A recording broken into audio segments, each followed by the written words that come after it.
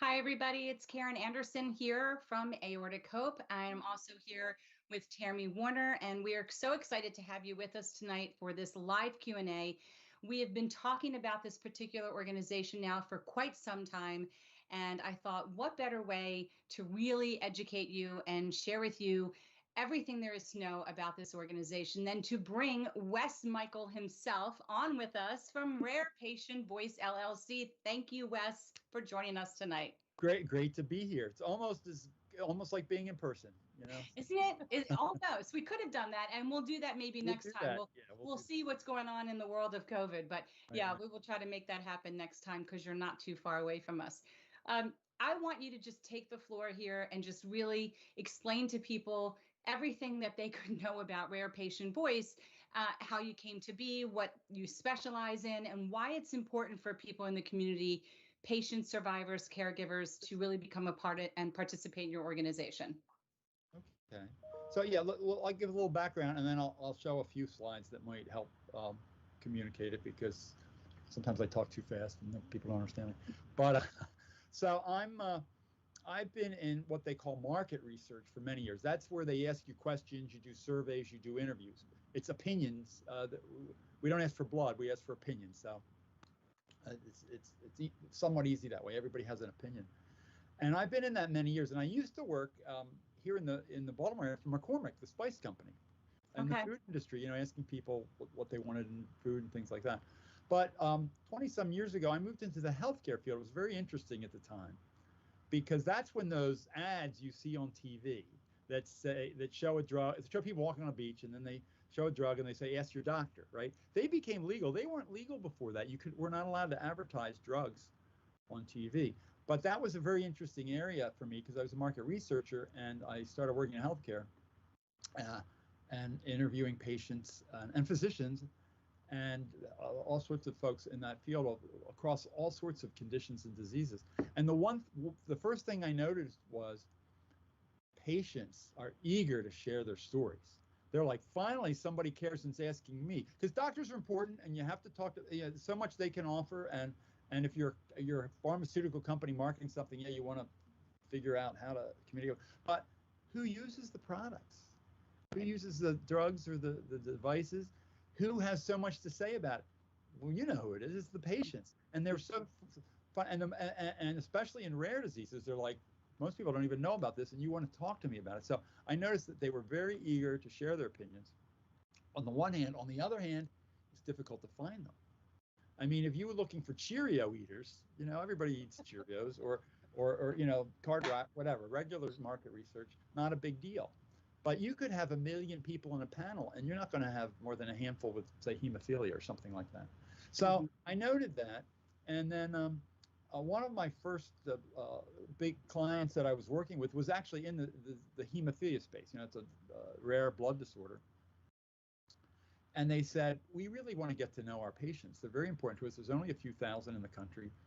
Maybe you could develop a panel, a group of people that we don't want to see their names. We want to be private, but we want to talk to them, interview them, give them surveys, learn from them directly from time to time. And I was with a small company at the time, and we said, well, we'll try it. And so we went to the National Hemophilia Foundation conference and set up our table and clipboards and talked to people, and it worked. People said, sure, I'd love to do surveys. And we created a panel, database, if you will, an Excel sheet of folks, and they would be invited to take part. And a few years, and that worked very well. The client was happy, and the people were happy to share their stories. And then a few years later, somebody came up to me from a different company that was also in the same category. And they said, we hear you have this group. Can we access it? And I said, well, no. It was proprietary to this company. They don't see any of the names, but they paid for us to do it, so we can't. But it got me thinking, I wonder if there's a business in finding folks that are interested in taking part in research. And as my wife will tell you, I said that for many years and didn't do anything about it. And then 8 years ago, everything came together for us. And it's all about healthcare, right? My wife had been out of the workforce for a while, raising our kids, and she wanted to get back in. And a job fell into her lap that she was very interested in local, and it had healthcare. And our kids were 12, 13 at the time. And I said, look, I'm going to stay home and start this so I can watch what they're up to. And so and I kept talking to folks. So I was in market research, and they said, yes, there's a need, there's a need. So I said, I'm gonna try this. And the very first thing I did was go to the hemophilia conference, because I had done that before, right? I knew it worked. I knew there was a need. And when I was on my way to the first conference, they have conferences, various places. That year was in Disneyland in California. We had paid to have a booth, and I had the name, and we had the logo and everything. And I got a call on my way there from a market research company saying, look, we've been trying to find hemophilia patients for the past month with no success. You don't happen to have any, do you? And I said, no, but by the end of the weekend, I will. Mm-hmm. So we went out, and 100 or so people signed up, and they were excited because they got to do the study, and the client was, and that was the beginning. And now, over the years, now we have 100,000 patients and caregivers across 600 and some conditions. We've done 5,000 studies, if you will, from interviews and surveys and bulletin boards, anything you can think of.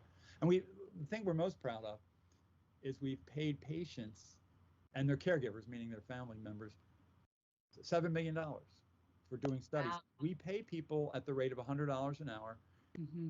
People's opinion, they're worth it, and it's and so many people tell us, it's not about the money. Thank you for asking. If I can help other people, if I can help, it might help me, it might help those who come behind me, but companies need to know my opinion about things. But the money's nice. It helps me. It's how many people are on disability, or people, you can imagine people have given up careers, or they're a caregiver of a kid, and it's often the mom who'll give up a career because they have to take, and $100 comes in handy now and then. So you can imagine. So we're so excited that we've been able to do it. So the need was really there. And so what I love is, from going to an event, we've met at events. Mm-hmm. We love to go, again, pre-COVID. Right. But go there, set up our tablecloth and our signs, and talk to people. That's the most important thing. And it's a two-way conversation, because people say, well, what is this? What's market? I get paid. Is this a scam? And we're like, no, we're real people. Here's what happens. We'll send you an email. We won't call you. We won't bother you. Free to do it, free not to do it. I'll keep it very confidential. Pay you $100. We'll send you a check. But which is great. So they understand it, and if they're interested, they sign up. What we love is, guess what? We find we're meeting real people. Well, that sounds obvious, but I didn't know. In the field of market research, guess what? There's a lot of fraud. Mm-hmm. I mean, you're thinking, I wish I didn't have this condition. How can somebody pretend to? But people, there are bots in other countries that do surveys and pretend. Oh. And so our clients, market research firms, who in turn work for pharma and device and academics, they say, your people are real. I said, of course they're real. Well, everybody else is not necessarily real.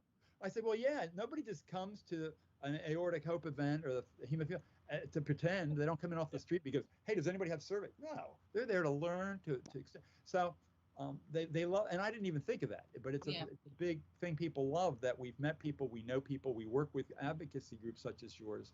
It's not just an online machine, if you will, that anybody could click into. We take very good care of meeting people, and when people are referred by organizations, that's tremendous, because if you're posting it, because again, somebody could be poking around, but it doesn't work out. They're real. And then people refer other people. That's tremendous too.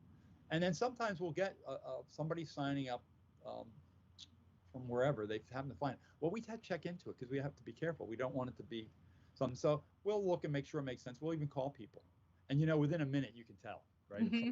Real. Oh, I got it. And if they're not, they're vague, or usually the phone number doesn't even work. Yeah. Now I have a couple quick questions for you. Sure, please. And I don't mean to jump in. I mean, I do, but I don't. Jump in. So based on a couple of things that you said, when we have shared your information and we've explained, which I know you'll get into what they get just for signing up, and disclose what we actually get from helping connect the two parties together. Some of the objections that we've heard is there is this fear that we're feeding big pharma. But I have just heard you, and I wrote it down, that it's not only to help the drug companies with whatever, I'm assuming, marketing campaigns of the medication or a variety of other things, but it's You said it's also education, or so what would be the types of companies and, let's say, surveys that people might encounter? Because I think everybody just thinks they're going to be asked about a drug or asked about a piece of equipment. And I will say that, having done other market research where I sat in a room with my two-way mirror, Yeah. and I was wanted to talk because I wanted to be seen. I knew someone was looking at me from somewhere. Right. And I did one about makeup and something that I thought they were so much fun. And I really did enjoy giving my opinion as a potential consumer. I think that helps you discover what like some of the were just. So I'm just trying to understand from online, what are your organization, who are you really working for? Great question. So a lot of things to say about that. The one thing in general I love to say is companies, whether you like them or not, drug companies, biotech, device, whatever they might be, they have lots of decisions to make, right? When they're coming out, especially when they're coming out with a new treatment. And so much of the work we do, that's when they come to us, because when they have a treatment in development and they're getting ready and they don't know, how do we talk about it? What do we say? And what are people going to be interested in? But they have all these decisions to make. What does the website need to look like? How should this device be, whatever. And my thing is, the way I look at it is, they're going to make those decisions one way or other. Isn't it better that they make it with your input? Mm-hmm. Because I'm empathetic to the thought that, wait a minute, they're trying to get in our heads so that they can convince. Well, that marketing is some of learning how people think. But more important, and I've been in marketing, you're giving them too much credit. They're not that smart. They want to know how people think, what they want. Because if they just make a decision, guess what? It's going to be wrong. They're going to be thinking of themselves. And if you're a marketing person, you're this MBA and all your friends are the same thing. That's not the real world. Right. You need to talk to the people, and not just the leaders, right? The folks through everything, and not just the people in New York, but the people in Montana. You need to hear what they have to say and really learn from them. I can give you a quick example of one that I participated in. Yeah. Being a breast cancer survivor and somebody that went through chemo, I participated in one that they wanted to know if I had the option of receiving that same chemo medication, same results, everything, if I was able to take that at home with a self-injection. Uh-huh. Would I do that? And they were very interested in what I received emotionally, mentally, physically by going into a center. And I will also say that they were very professional, very courteous, very aware of my time. You know, if they said that it was going to last an hour, when we got on that hour mark, they said, well, we've been with you for 60 minutes, whether they finished or not. They were very aware of the time frame. So I've had a very good experience with it. Well, that's great to hear. And we hear that we ask at the end of each study, we ask everybody for their feedback. Yes. Every patient. And that's so useful, because a lot of people, and we're all used to getting all these surveys of please, but we really look for, especially if people have negative things. But so often they'll say some of the things you say, because the companies that we're dealing with, these are professional market researchers. They're generally empathetic, trained moderators. They've studied the subject, and if they don't know it all, they want to learn. They're all ears. I could tell there were questions that they asked me that made them think of things they had not thought of. My response to them, they wanted to go in further, and they were like, we're going to go off track here a little bit because we had no idea that was even part of your thought process. So that made me feel good. Yeah, that made me feel good that I did have something to offer and that they were listening. Because to you it might be, well, of course, but they haven't thought of it. Again, they're not the patient. They're sitting there, in their conference rooms with fancy reports, but they need to find out what the patients are thinking. I mean, and then to the educational, there's a couple points about educational, because some of our clients are like professors, academics, or students. What I really like, we'll do students, and we'll do this at no charge. PhD or graduate students, a lot of times they have to do a survey to complete their dissertation or their work. And that's not as easy as it sounds, because we've had some that have done breast cancer studies, various studies, and we'll say, look, and they might not be able to pay $100 an hour either. Mm-hmm. So what we'll say is, look, can we give them a gift card? But let people know that you can give them a summary of the results, because a pharma company, you don't see any of that. And I get it. That's their competitive. Right. But if it's academic, they're happy to share the results. So that's wonderful. And one of the things I have noticed, I don't think you started off your company this way when you've been doing, I could be wrong, but you were doing rare diseases, and now you have your sign, and not so rare not too. So rare. And so what we're now trying to explain to the community of aortic disease, which, as we spoke before we went live, encompasses everything from the valve on down. We don't really talk about the heart per se, because it is separate. So this can be aneurysms. It could be people who had dissections and now have aneurysms. It could be bicuspid valve. It could be people with a syndrome like Marfan, Loeys-Dietz, Ehlers-Danlos, or the rest of the larger group of us that just don't know. But more importantly, it could be anything else that you have. And what we're finding is a lot of us have added issues, whether it's, and usually it's something inflammatory in nature, because that makes your heart work harder, hence the aneurysm, right? So this is good for anything that you might have in your medical history, ranging from general anxiety disorder, asthma, allergies, rheumatoid arthritis. I mean, you've got so many. What did you say? 600? 618 was the latest count. I'm probably missing. That's a lot of conditions. So the chances that you don't have one of those on that list, in addition to this, be a caregiver for one of them. Yeah. Or everybody's touched. Or you're very young, because none of these things happen to you. But there's a lot of young people, I'm sure, that could answer questions, or along with help with their parents. Unfortunately. Oh, definitely. Yeah. It's funny, because when I started, I just assumed the need would be for rare, because, as I said, I found that they were hard to find from a research point of view. And I thought some big research panel that they'll have people with diabetes, because but over time, first of all, people would come to us and say, I happen to have asthma, can I sign up? And I'm like, and then as soon as they said that, some company came to us and said, you don't happen to have asthma patients. So I said, okay, I'm saying no to nobody. Because I felt bad, I would feel bad saying no anyway. And it's paid off, because, well, first of all, one of the things I discovered is what you said. This is very unfortunate, but people don't just have one thing. These diseases, especially autoimmune, they travel together. Mm-hmm. And so they go hand in hand. We're learning more and more that they are interrelated. Yes. I remember meeting a young woman. I was at Sjogren's syndrome, Sjogren's walk. And this young woman comes up. If you just looked at her, you'd say, well, of course she's fine. She's 30. And we had our little form with a few lines. She said, can I write on the back? 12, 15, whatever conditions. Yeah. So it's like, but I mean, I always say, not that I want you to have these conditions, believe me. But if you do, and we know, you'll be invited to more things. We'll have things for you've told young people.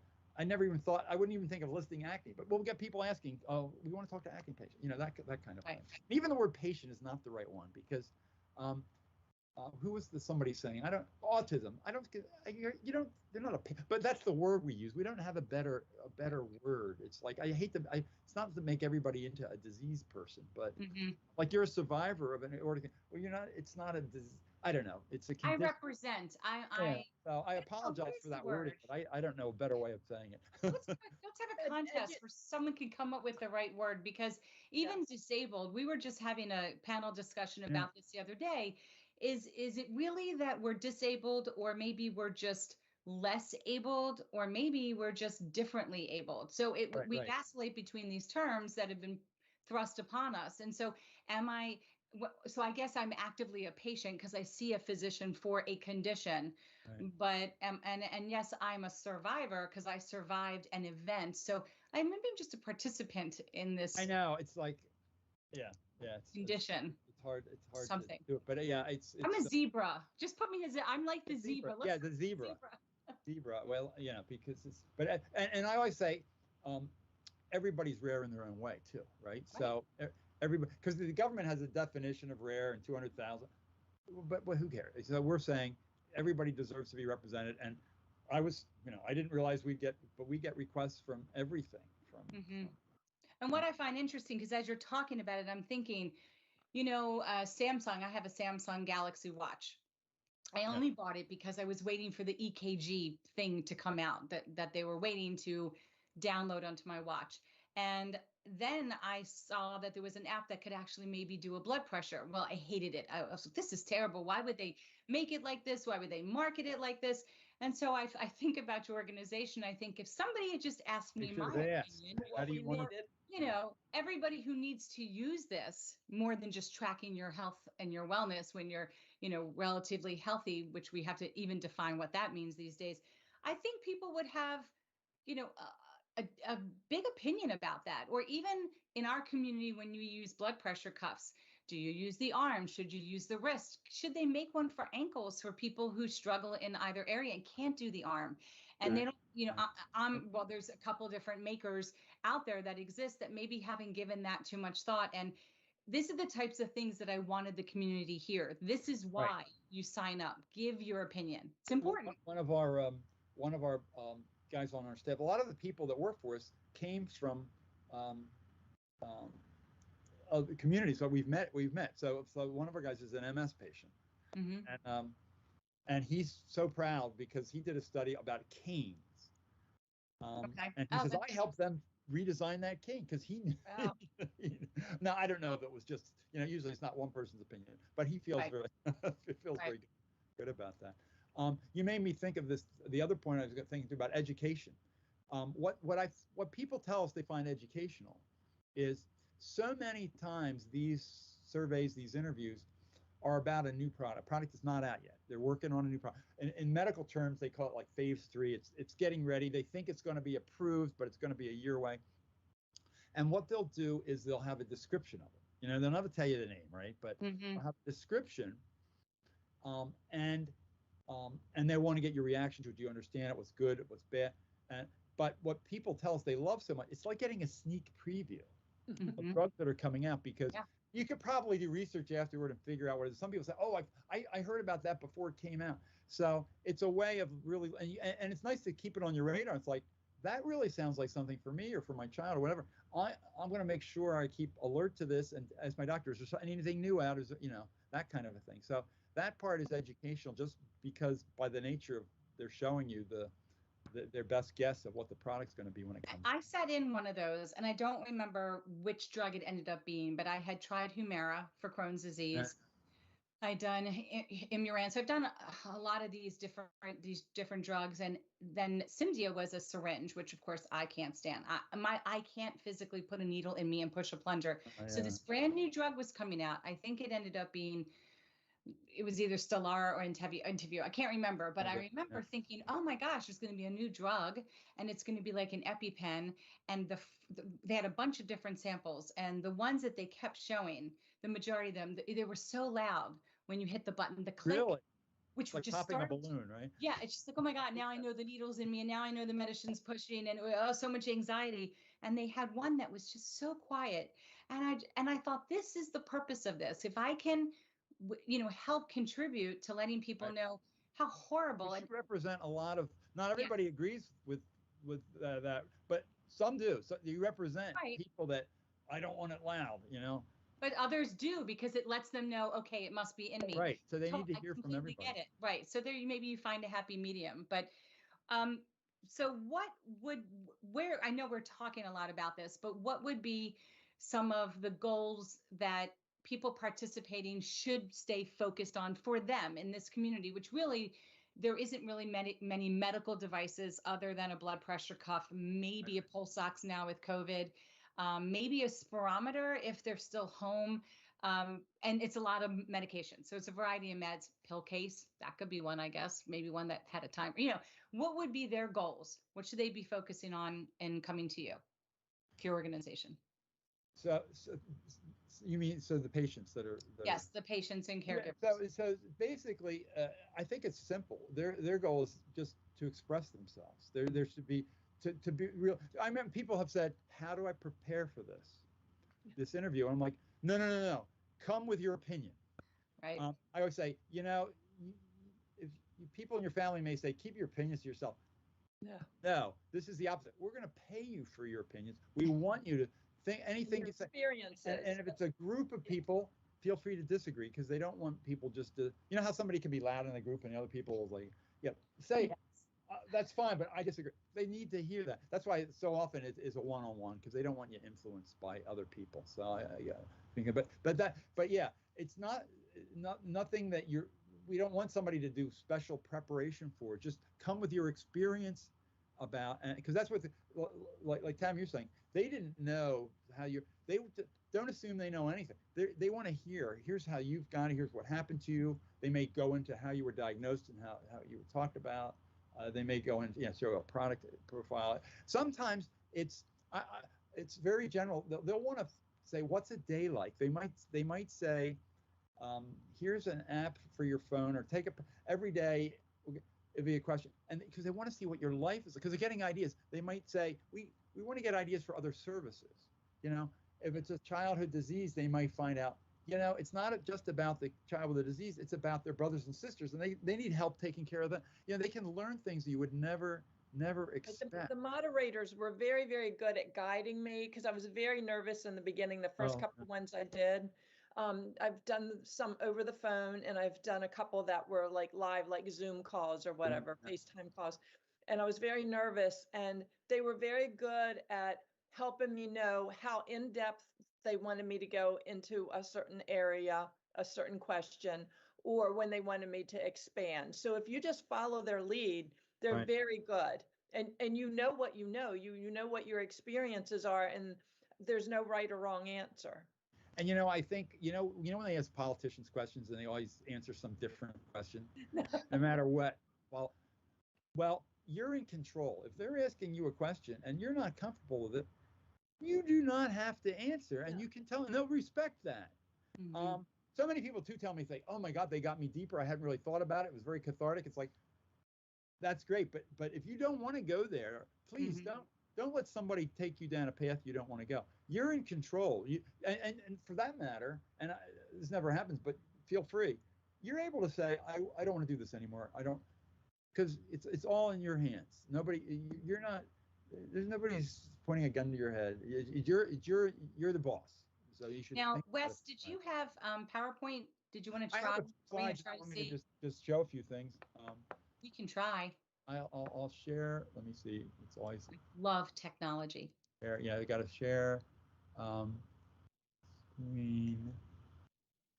This screen is over here. I'll make it. See the screen, and I'll put it in the projector. Can you see this? Yes. Yes. Right. I got to put it in projector mode. What is that again? Not projector, whatever they call it. Presentation. Slideshow? Yeah, slideshow. Where are you seeing that? There it is. I'm pointing as if you can see me pointing to the computer. Oh, wait a minute. Now they moved the screen here. You're not seeing it now, right? No, I think it's they moved it to a different screen when I did that. Okay, I'll tell you what. That's it. You don't need to do that. You can I'll just do it on this. That's no thing. Yeah, no, this is great. So the key thing here is voice your. This is why we call it Real Patient Voice. You're voicing your opinion. You get a chance to do that. And so just a few things about us that we've put on here.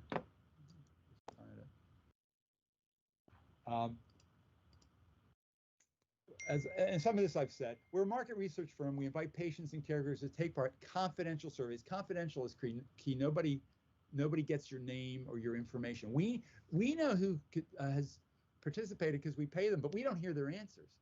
The clients, the research firms that listen, they know what your answers are, but they don't know who you are. So nobody can put it all together. So that's appropriate because it's your own privacy. This is for when we're in person. So I said we're not. Sometimes people think we're doing surveys when we're at an event. No, we're not doing surveys, but we're just letting people sign up. And what we do is we email people when we have a survey. We don't call. We're starting actually to text. Some people prefer text, and I know I see my texts more than I see my emails. Is everything you do electronic, or do you ever do those in-person We marketing? do in person. Yeah, sometimes they'll say we'd like to do a group of people or individual interviews. But what it does is it makes it more difficult because we can only go to people in a certain area. Sure. But we're happy to do that. We'll say, okay, let's go to the Baltimore area, and they want to do this. Or you know what some companies do, again, pre-COVID and after COVID, they'll do it. They want to go to people's homes. And again, it's all voluntary. My wife would always say, I wouldn't do that. I'd have to clean the house.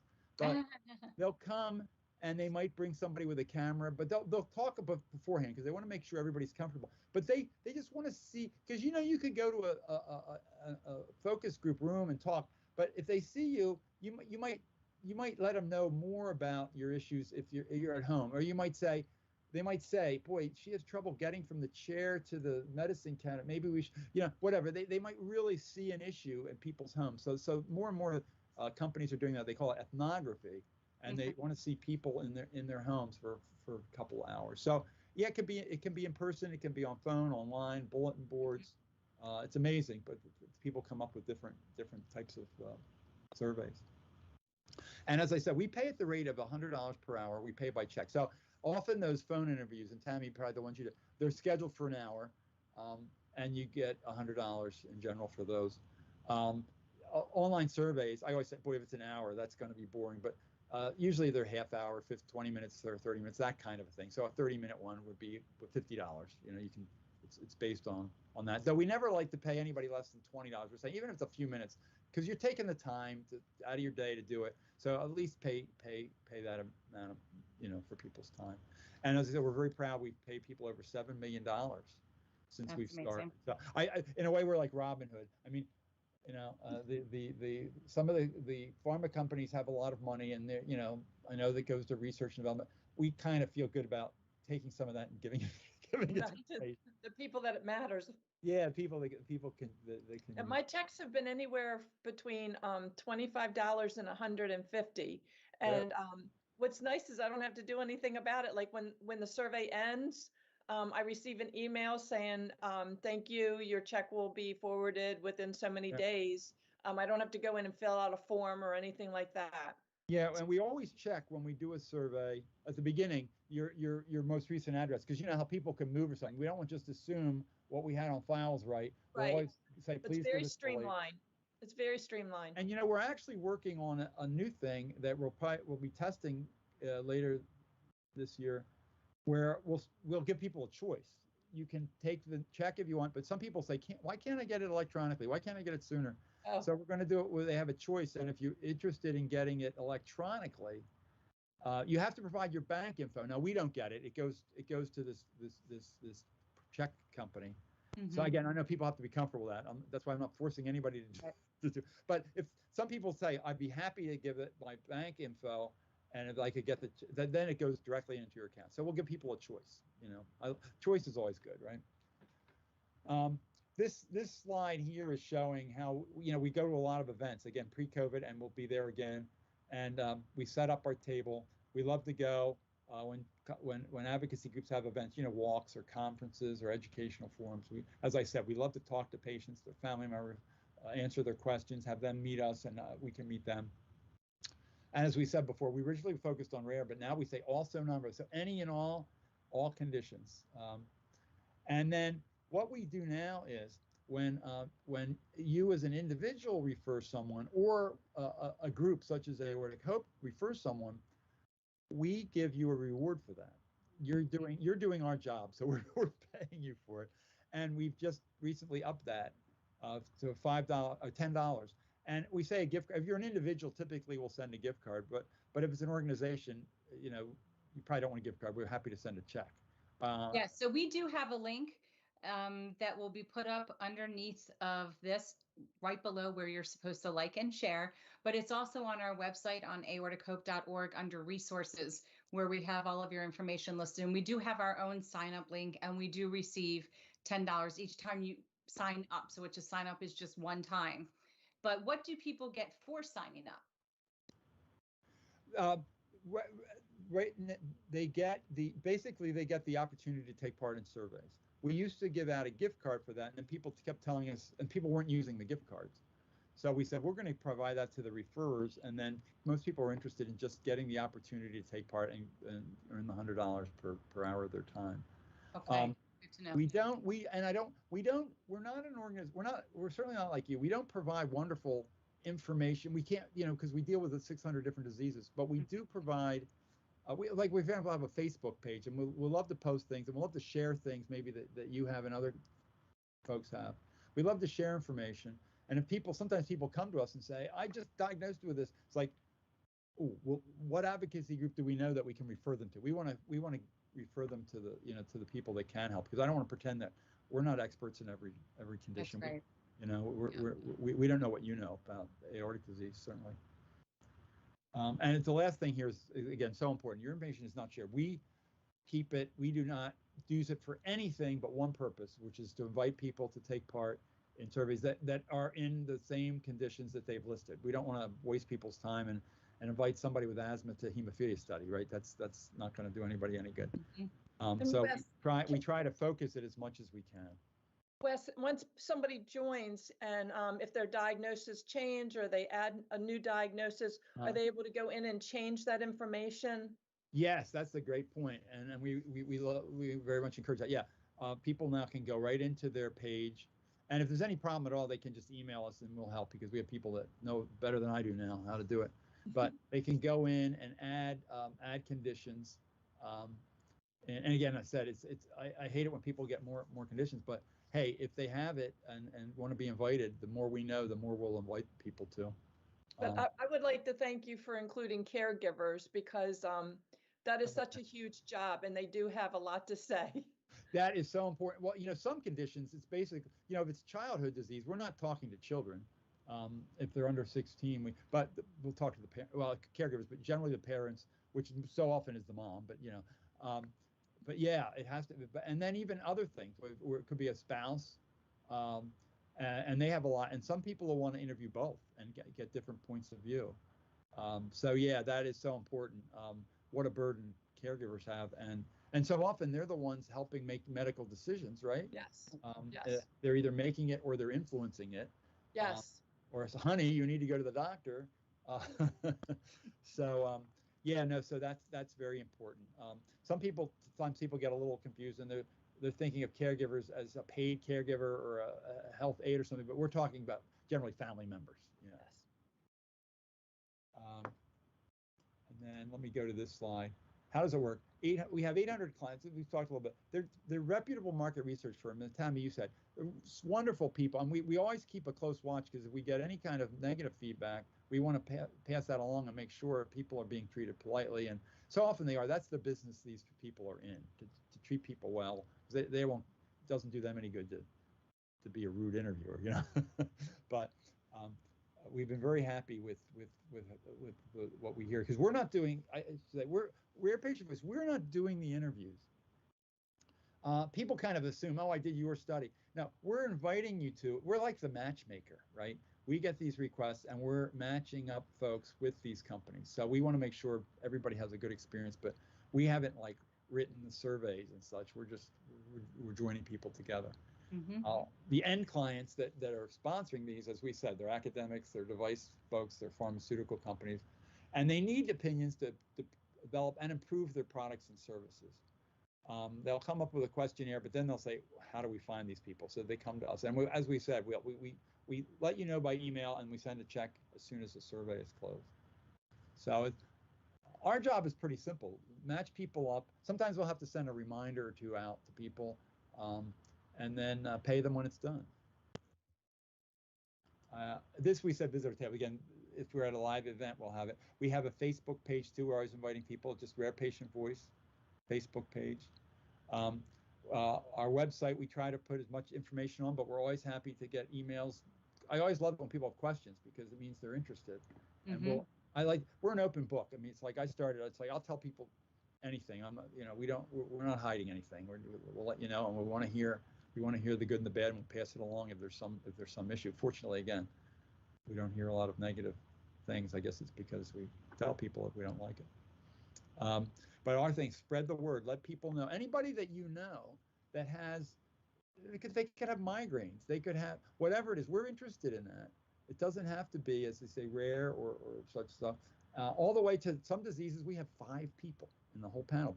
And I said, well, what's the point? And then a client will say, if we could talk to one of them, that would be very valuable. I say, okay, so no disease is too large or too small, right? Mm-hmm. There's always somebody.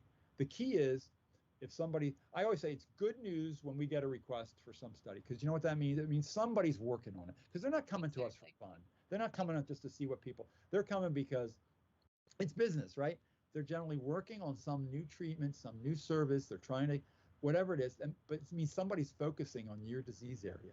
And it might be a tiny improvement, it might be a big improvement, but at least they're working on it. So I always say that's the good. And I would think, even if you even just think about commercials. So, you know, there was a time where, and I can only talk about Crohn's and colitis because that's what I had, where there were really no commercials on TV. And then I think I would assume through a lot of panel discussions, they realized that as patients, we do want to have some honesty. We want to see a commercial where people are running to the bathroom. This is our life. Right. This is why the Not drug just is walking on the created. beach. Right. No, and people that would have aortic disease aren't necessarily being advised to lift 100 pounds. So things change in our life, and to be able to see that, you know, maybe a certain drug might be able to give you the ability to pick up your grandchild again and not feel nervous, or it might be able to give you a little bit more energy because you've changed one of your beta blockers or something, to show the realities of the disease when promoting or marketing a drug. What it does for us is it signals us to be our own advocate and start a conversation with our doctor. Like, no, I saw this drug. Will it maybe be good for me? Is it really marketing and advertising the truth here? Maybe it's something we can consider. So I think that's just another reason why I see this as being nothing but beneficial. Well, and it's you know, it's a somewhat controversial issue about advertising drugs. There's only 2 countries in the world that allow it: the United States and New Zealand. Wow.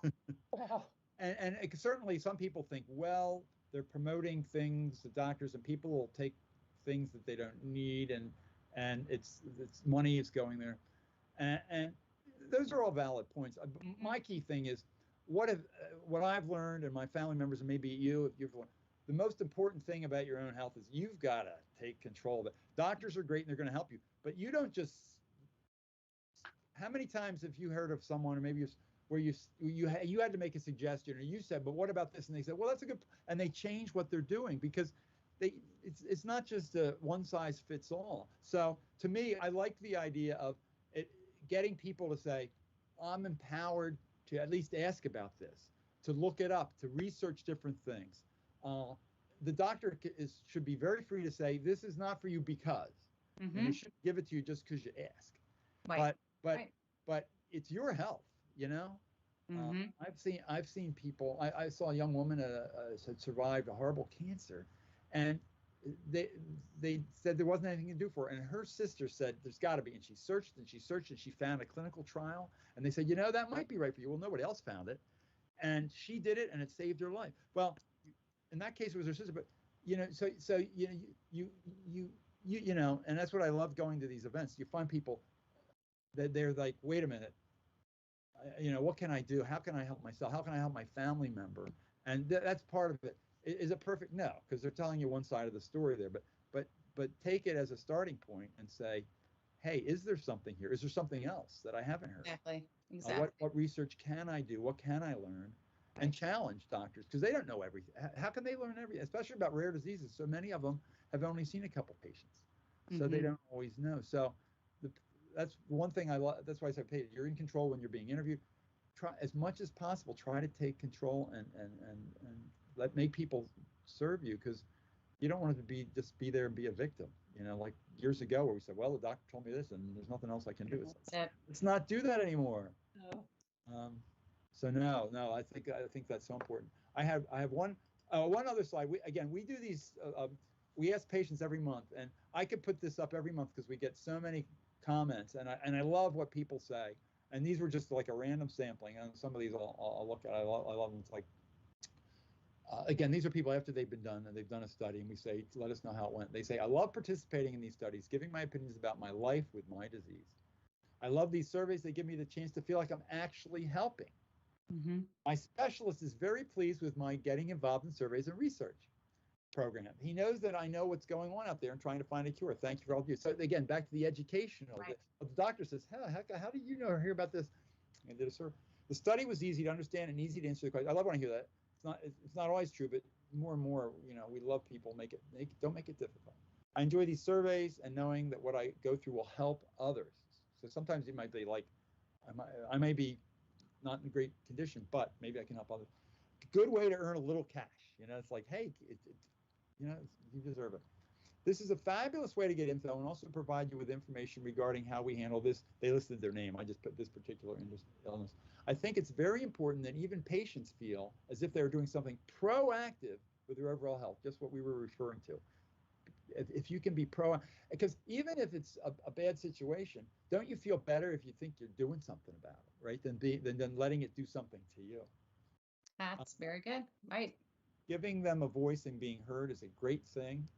I feel studies like these will be helpful to others going forward. I began doing these surveys to make extra money, but now I look forward to doing them in order to share my experience to hopefully create solutions in the future. I feel empowered. So I love it when we hear this because, and sometimes I'll feel like, wait a minute, this study was to pick what color background should their website be? You know what I mean? Is that, but people, everything helps. And if you don't, if you want to do that, that's great. And it can only help. If it appeals to more people, it might. What if that saved one life because they picked the right color? I don't know. That is true. That is true. Well, I think that this is such amazing and important information, and I think that we were selling this and educating everybody. We were pretty close to the cuff when it came to sharing information about your organization. I do love that we've got a lot more insight and just a lot more reasoning because you are going to hit some objectives out there. And Yeah. everybody's going to form their own opinion. But when I look at this from the perspective of being able to give my opinion, as you said, most importantly, means someone's listening. Someone is paying attention to your condition. And if as community members, which might be the best term versus patient, we're a community member, we're in that community. If we can actually lend a hand to helping them, anything like you said, the color of the website might make it easier to absorb information, to the way that you administer the medication. Maybe it's a patch, maybe it's, something different. If we can help with that, it's only going to improve everyone's overall ability to live comfortably and live their best life with this condition. Certainly, that's exactly right. That's how we feel. It can only help if people get involved with that. You made me think of another point.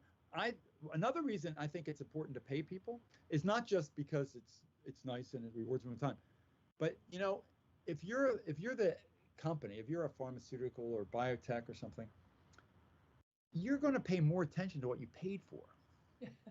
Really, because it has more value.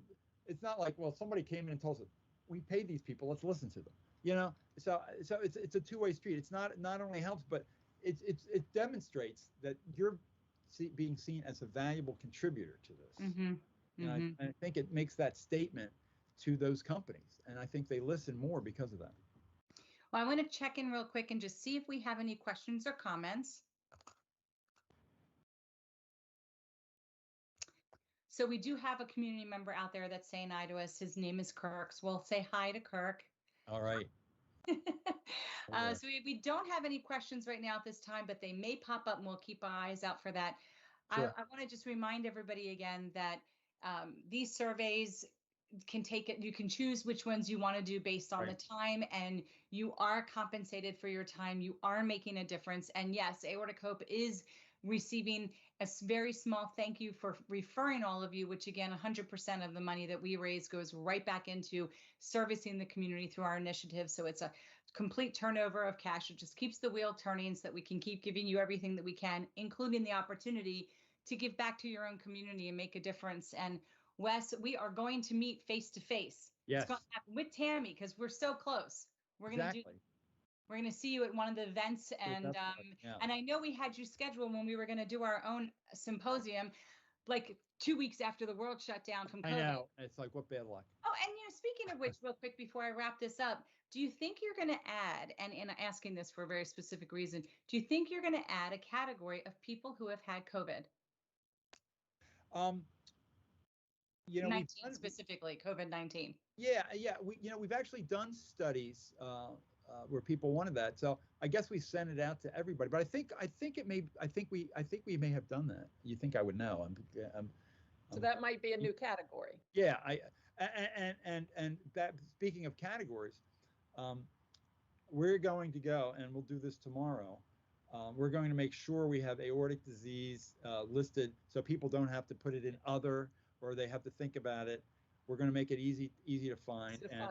And what I'll confer to you to make sure we have listed all the various types and subtypes that people might say, to make sure we have them, and we have them spelled right and easy to find and that kind of thing. So I'll send you guys an email. I'll make sure we know what we're doing. It's like, we're like these companies. We have to listen to people because we don't, you know? Right, because these community members now, they're very well educated, and they know that if their hearts are in perfect condition, then they do not have heart disease. This is aortic disease. Yeah, no, it's like, yeah.